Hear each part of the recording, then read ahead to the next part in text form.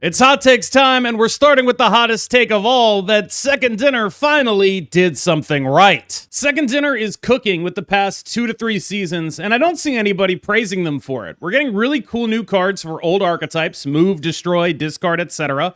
Gladly, we're at a point where the discourse of the game has no variety makes little to no sense, in my opinion.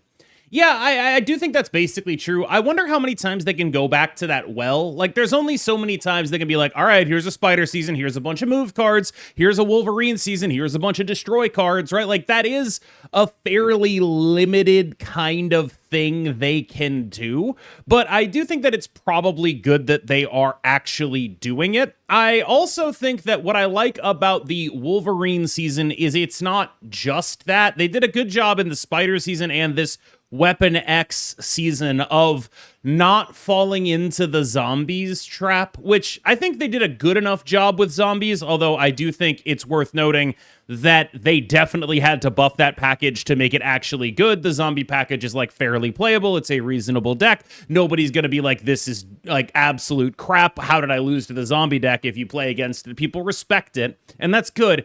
But a lot of the cards in that season only went in that deck, and I think that the Spider stuff did a much better job at being multi-home. Like, when you look at what Spider-Punk has done, Spider-Punk shows up in big move decks as like a second Human Torch. He shows up in like these sort of small bally, like Iris style mid-range decks with a bunch of other ways to move cards. He shows up in Craven Batroc stuff. He shows up in Scream stuff. I think that they built that card specifically as like a card that goes in multiple things. Superior Spider-Man, very similarly, like kind of an open-ended card, not really tied to an archetype. I think they've done a good job, especially in the Spider season, balancing cards that have appeal and an obvious home with cards that are a little more open-ended. I do think there is an inherent risk to releasing more open-ended cards, because when you make a really open-ended card, unless that card is like really obviously strong immediately, it can take the player base a little bit of time to figure out how good it is. And again, I think you go back to Superior Spider-Man here. I think that card is quite good. It shows up a lot in a lot of decks that I play. It is, to me, the equivalent of a treasure map in 2018 Magic the Gathering, where it's just like, this is the glue for every tier 2 deck. I like that card a lot. But if you only have a week to evaluate that card, then you are in trouble, right? Like, it's like, oh, you still need to evaluate this card very quickly, and it's just not the kind of card that is closed-ended enough to evaluate very quickly. One of the things that I think having these obvious homes for cards does, when you look at something like Weapon H or Maverick, it gets the player base way closer to what the card will look like for the next 6 months in terms of the decks it goes in the first week of the card being out. And I think that ease of evaluation is to some degree what this is speaking to. Like, it's just easier to figure out what you want when the cards have much more obvious homes. But at the same time, there is a limit on how many times you're allowed to do that, right? Because each one of those cards with an obvious home you make, the next time you try to make a card with an obvious home, it has one more piece of competition for a 12-slot deck. And so, like, the next time they try to make a discard card, it better not be competing with Weapon H, because you can't run 4 things that cost 6 or more in the discard deck. You can't do it. It better be competing with something else in that spot.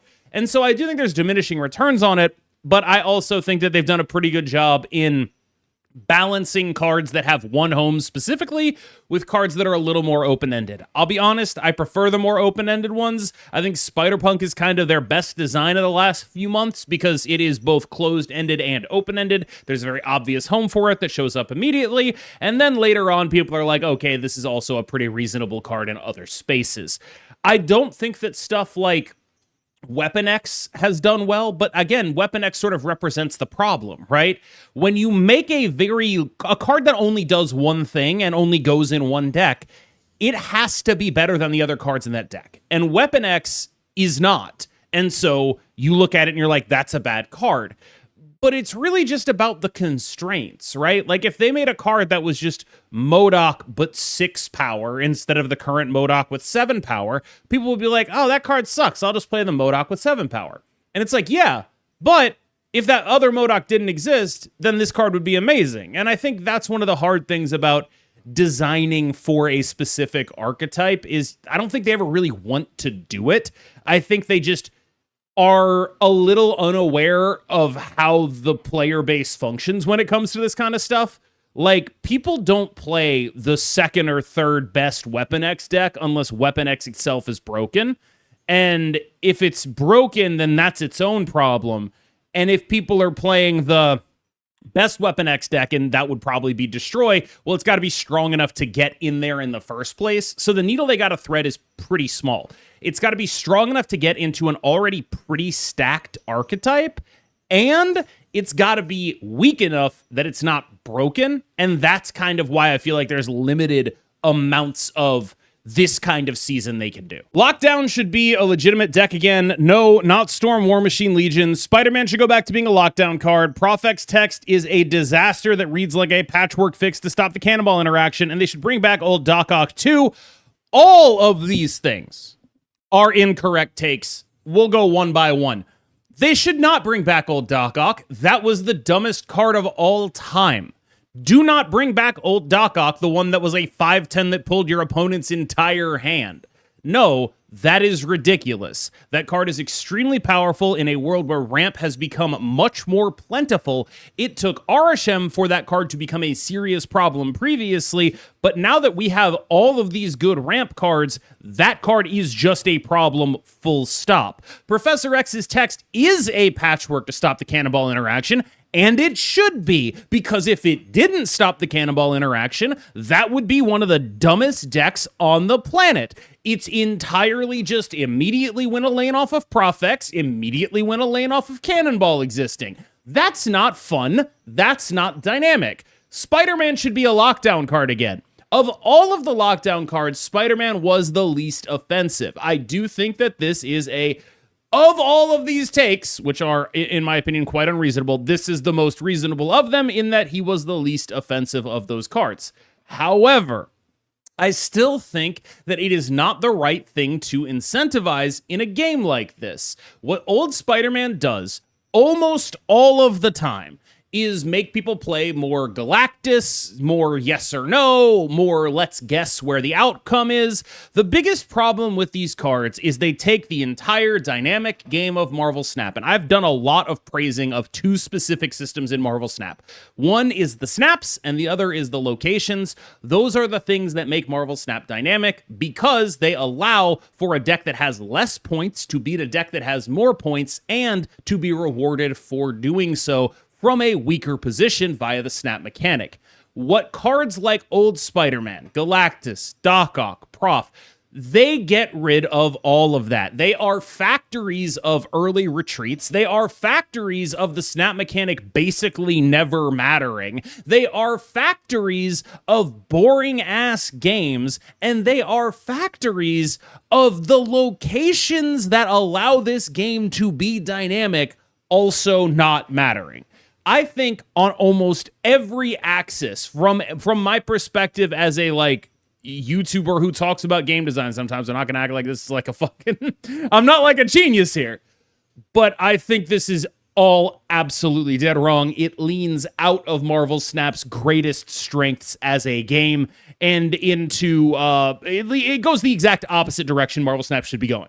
You want to be more about locations and more about snaps and less about not doing those things. I hate the genre of nerfs where they completely mutilate a card. White Widow has been nerfed for a year and they still haven't touched her. Mr. Fantastic First Steps was relevant for 1 month, then unplayable for 5, and Ms. Marvel still hasn't recovered.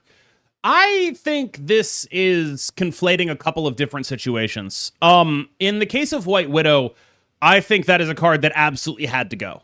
That is just, again, I talked so much just now about how awful clog lockdown stuff is for the dynamism of Marvel Snap, how much it turns it into just yes, no, 50-50 garbage. White Widow was that, but just free upside. I don't think there is a world in which you can print a 2-cost card that clogs your opponent and occasionally has absolutely no downside for that. Like when you look at the goblins, their downside is if they get blocked, they sit on your side of the board. White Widow just did that, had no problems with it. Absolute absolutely awful card to exist. Like, fundamentally broken, should never have gotten anywhere in the design pipeline.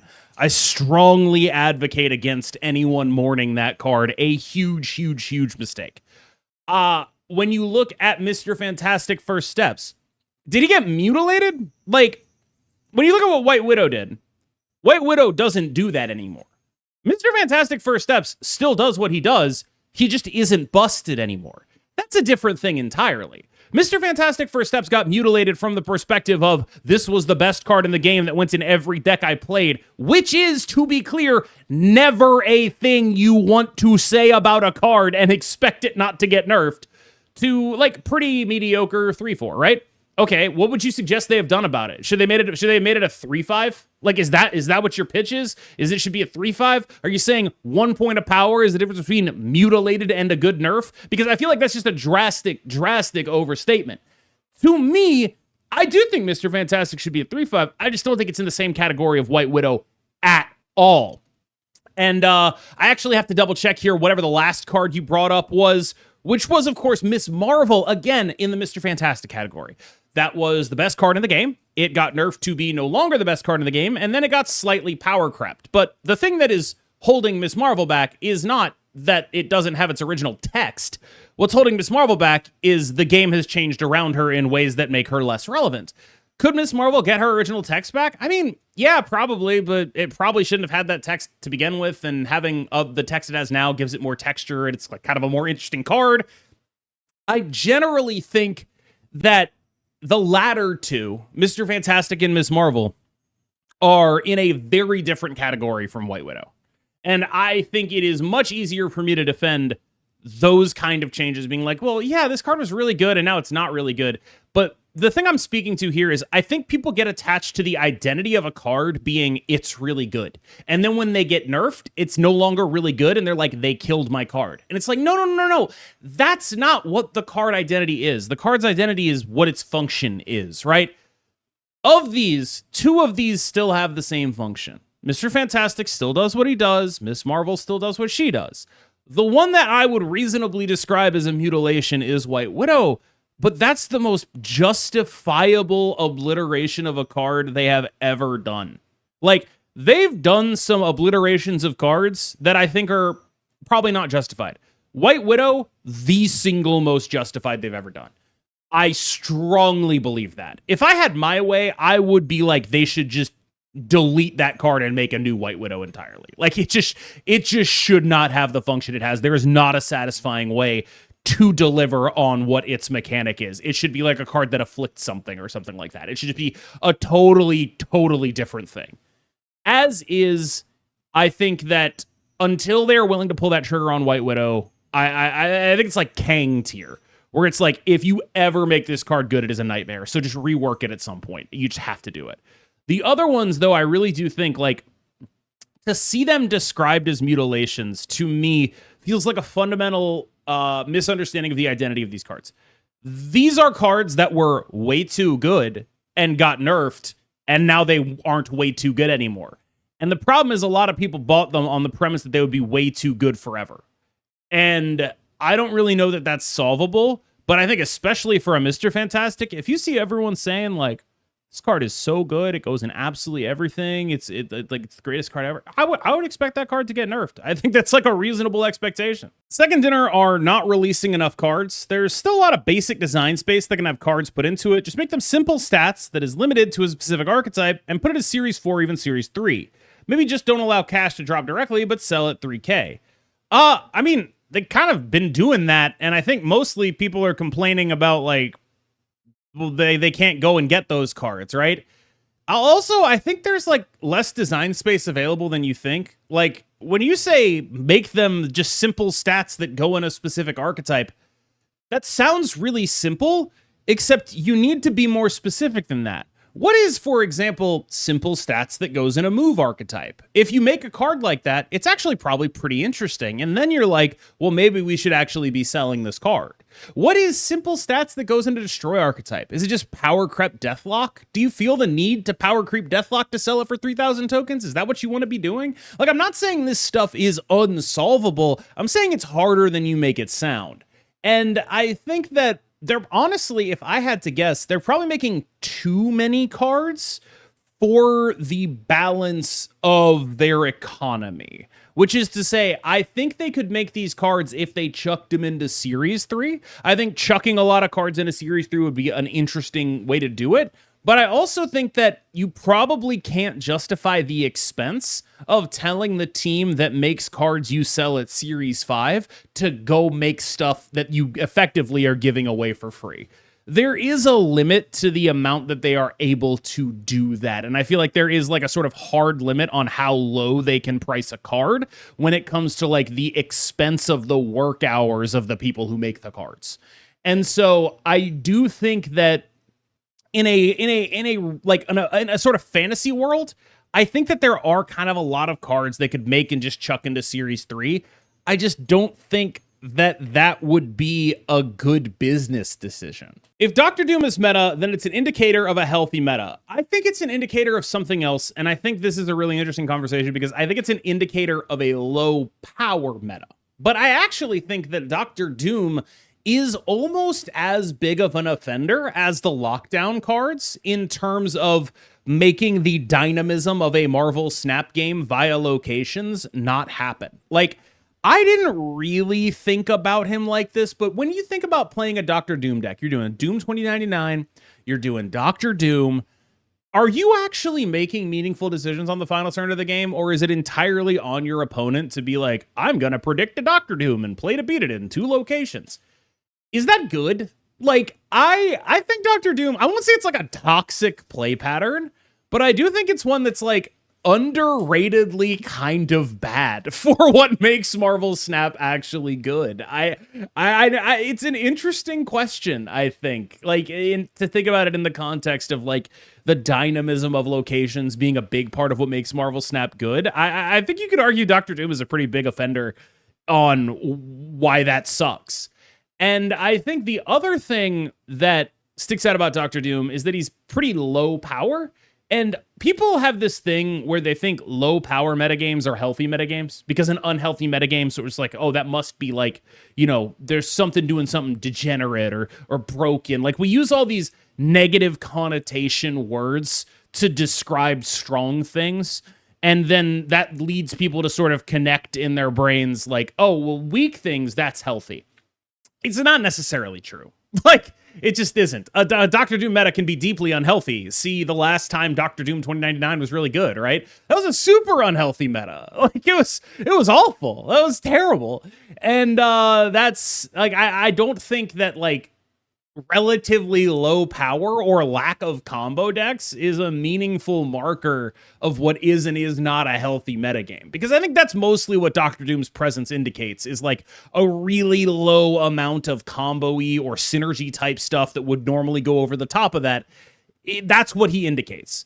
I don't think that's a guarantee of health. 2 for a year. Team Clash is the best limited time game mode that SD has introduced. The mix between mandatory and custom cards is perfect. The mode has personality, but doesn't force you to play something completely pre-constructed. Plus, all the teams are interesting to play in their way. Versus, tech availability makes Team Clash insufferable, especially when I have to play 183,019 matches with team decks I don't want to be able to complete missions. Here's the thing. I think these are mostly both true. Like, my biggest thing is, I think that tech and missions are the thing that makes Team Clash a functional game mode. Because if you asked me which had bigger risk of being imbalanced, the game mode where we made 30 new cards or the Precon Grand Arena, I would tell you it's the game mode where we made 30 new cards. Now, if you then asked me, what could we do to mitigate that relative imbalance? I would say the mission stuff is a really good job at doing that. I think that without missions, everyone would be just as mad at Team Clash as they were at Precon Grand Arena, and the missions enforcing metagame diversity has prevented people from noticing what's actually busted in the game mode. I have seen people, both pre and post nerf, call every single deck, every single class in Team Clash, every single team, the most busted deck in the format.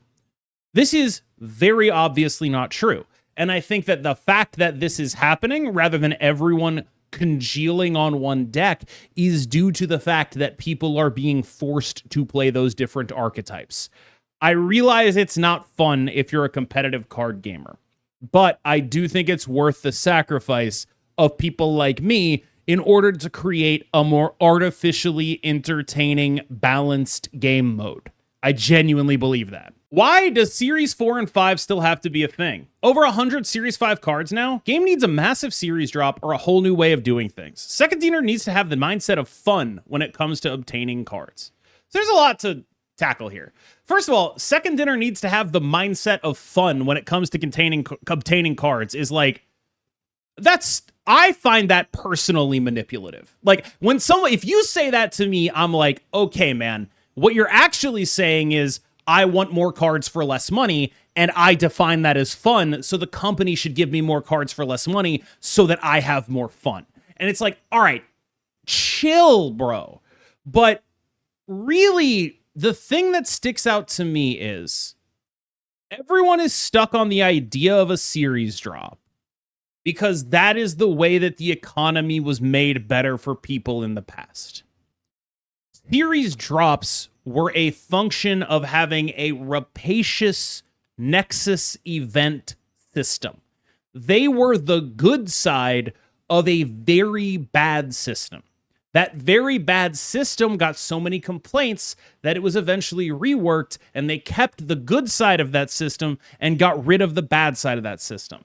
Fundamentally, that's just not how you run a business. You cannot just keep the nice part of a monetization system. So they keep introducing actual monetization into the game.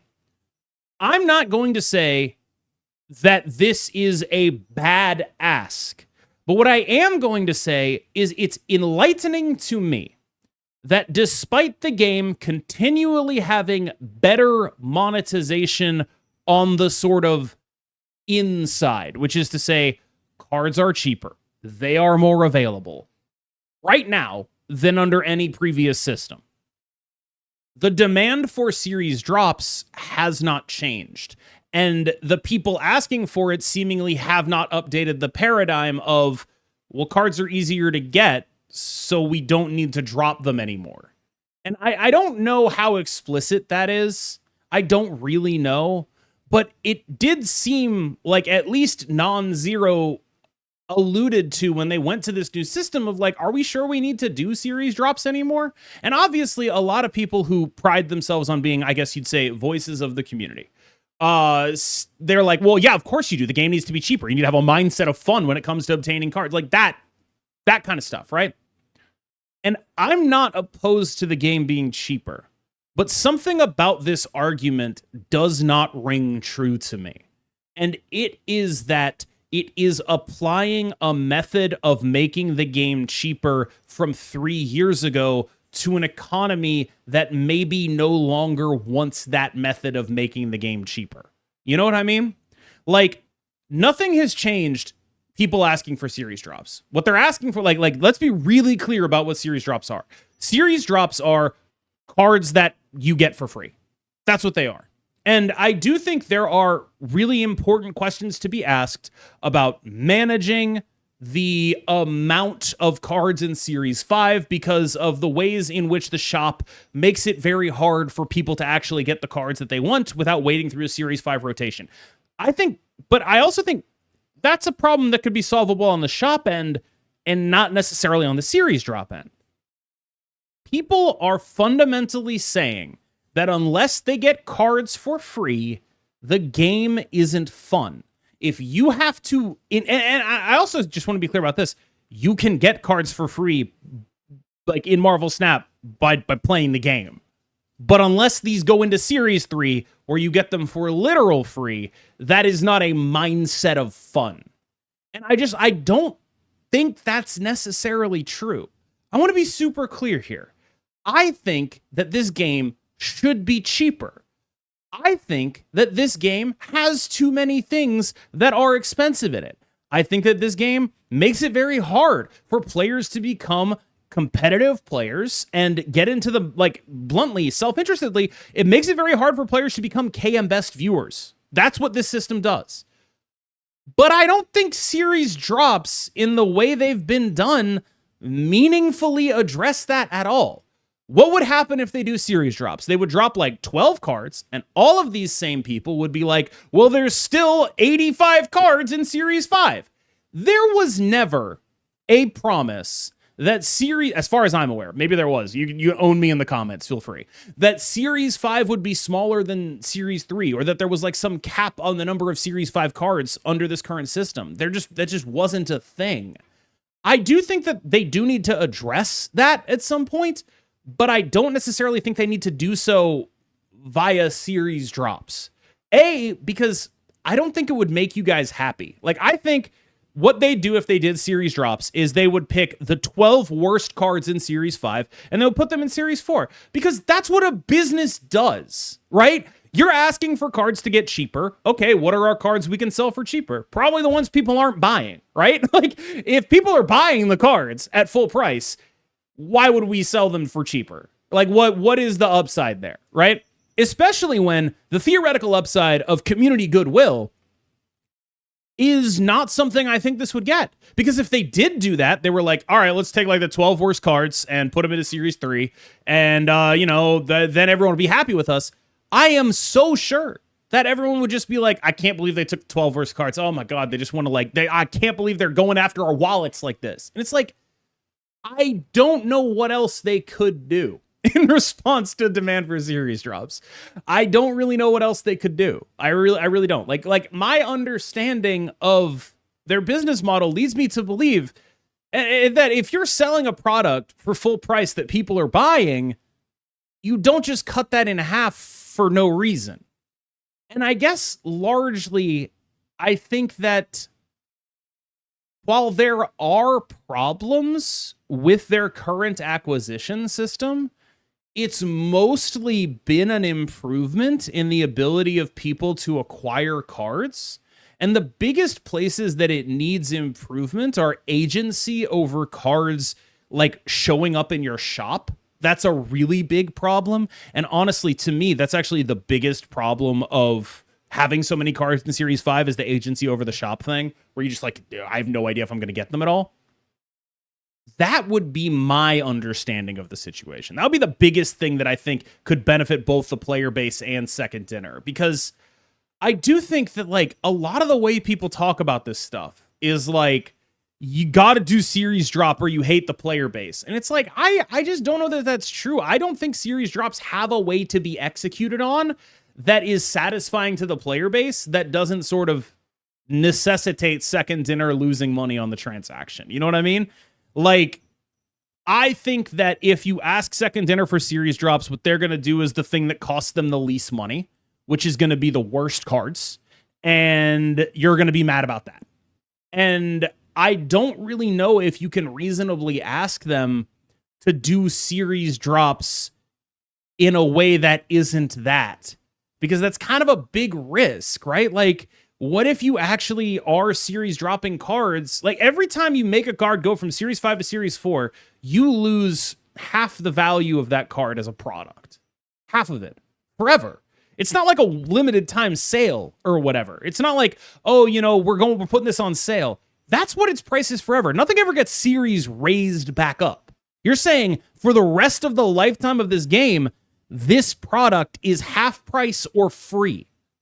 And I think that's a bigger commitment than the player base who asks for this stuff is willing to admit. Now, I want to be super clear.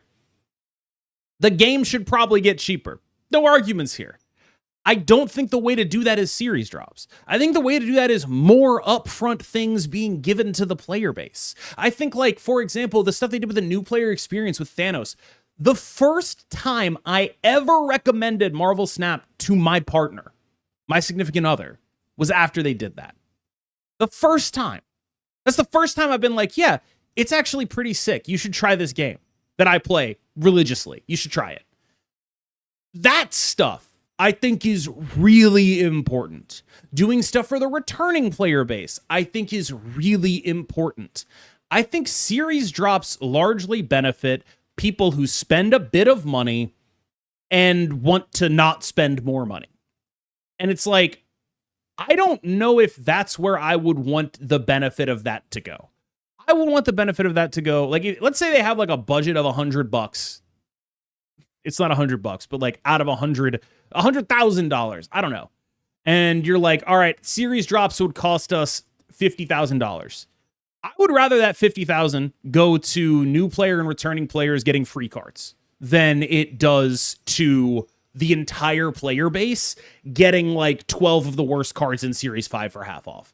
I just think that if you look at like how that actually stacks up, it would just be a way better decision for the health of the game to invest in new and returning players than it would be to invest in series drop stuff. And I'm kind of worried that by saying this, I'm going to get killed. Like, people are going to be like, oh, you absolute shill. You absolute fucking piece of trash. Like, I'm a little worried about that. I'm not sure this was like the most well thought out thing, but I do hope it gave people something to think about. Like, this is all, whenever I record this stuff, it's very like off the dome. This is sort of how I feel, is like, I just don't think series drops are a solution that works for either side of the equation here. And I also don't think that portraying the idea of not getting series drops as being anti-fun is a way to have the discussion in the first place. All right, y'all. Thank you so much for watching. As always, I have been KMBest. You have been phenomenal. And I forgot to tell you to like and subscribe at the beginning of the video.